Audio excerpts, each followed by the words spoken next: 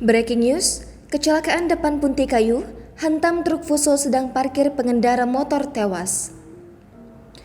Kecelakaan maut terjadi di Jalan Kolonel Haji Burlian, tepatnya di depan Punti Kayu pada Selasa 28 Desember 2021 sekitar pukul 22.00 waktu Indonesia Barat.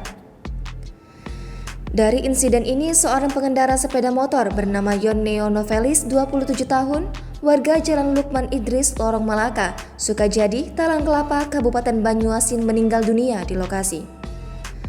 Korban mengalami sejumlah luka di tubuhnya.